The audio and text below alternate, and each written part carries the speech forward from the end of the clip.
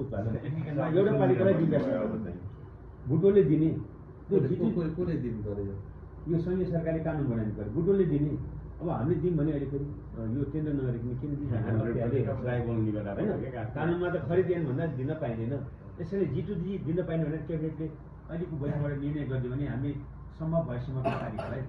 हामी सर्ट दिँदै गर्छौँ बुटोलदेखि बुथिनासम्मका सबै पालिकालाई आज मुस्ताङको चाहिँ स्याउ खान्छु आज चाहिँ ढोरपाटनको चाहिँ आलु खान्छु आजको अर्खाँचीको चाहिँ दुध आएको छ दुध खान्छु आज गुल्मीको तरकारी आएको छ तरकारी किन्छु भने त्यो पालिकाका मान्छे कसिएर आएर चाहिँ तरकारी बजार मासुजन्य पदार्थ किन लाइन लाग्ने ठाउँ बनाउनु पर्यो नि बुटोल हामी त्यही गर्दैछ अर्को कुरा सुन्नु बुटोल भनेको पहाडबाट घिउ लिएर आउने यहाँ नुन तेल कपडा साटेर लाने पैसा नहुँदा नि साटेर लाने बजार हो हो कि नै पैँचो चल्ने ठाउँ हो नि आज त्यो पैँचोको परम्परा टुटिएको छ आज पनि पहाडका वस्तु बिक्री हुने तराईका वस्तुको यहाँ बिक्री हुने दुईटा सङ्गम स्थलको रूपमा बुटोलको बजारलाई विकास गर्नुपर्छ त्यसमा तपाईँले यो नीतिगत कुरा बोलिदिनुहोस् यो नीति पास नभइकन यो कुरा बोलेर मात्रै हुन्न पहिला क्याबिनेटले पास गर्नु पर्यो अनि मैले बुटोलमा के छ होइन जस्तो अब तपाईँले यही पोखराको लेख साइड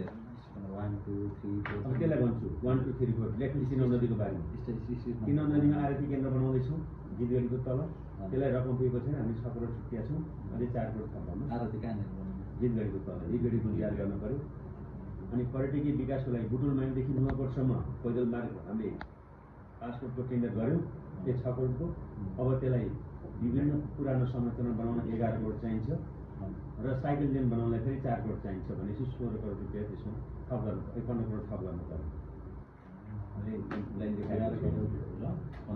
4 करोड 11 करोड 4 करोड साइकल लेनलाई 2 करोडले साइकल लेन हुन्छ बिहानमा 1500 साइकल नुवाकोट जानु साइडबाट पैदल हिँडेर हजारौँ मान्छे जानु होइन टोटल 15 करोड त्यस्तो लेख्नुहोस् यो कन्याढुङ्गा बुटोल 3 र 3 5 र 1 को वारिपारी बिचमा कन्याढुङ्गाको वरिपरि हिउँदमा सानो डुङ्गा चलाउने कन्याढुङ्गाको वरिपरि सानो डुङ्गाहरू चलाउनको लागि कमसेकम 5 करोड भएपछि त्यसको व्यवस्था गर्नुहुन्छ होइन अनि बुटोलको वाणिज्य क्याम्पसदेखि महरघाटसम्म 1.5 किलोमिटर हाइडियम निर्माण गरेर स्टिमर चलाउनलाई 5 करोड चाहिन्छ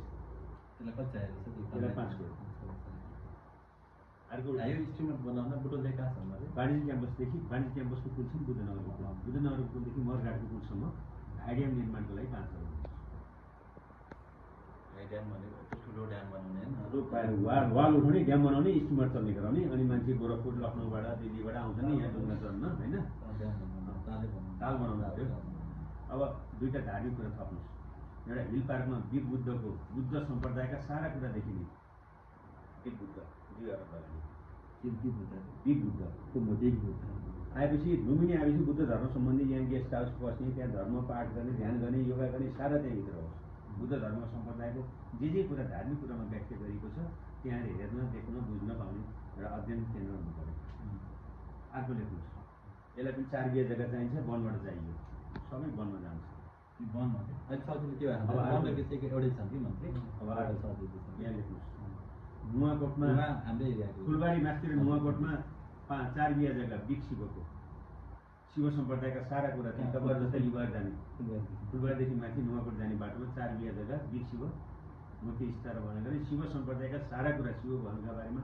कुन जाति सम्प्रदायले चाहिँ गरेको यसलाई पनि 2 अरब लेख्नुहोस् यसको माथि बुद्धको डिपिआर भइसकेको छ यो बाँकी छ यो पनि 2 अरब 2 अरब यो दुईवटा बिग शिव र बिग बुद्ध अनि स्टिमर चलाउने तल ल्याउने बुटोल आएर मान्छे 5 दिन बस्छ तपाईँको कुरा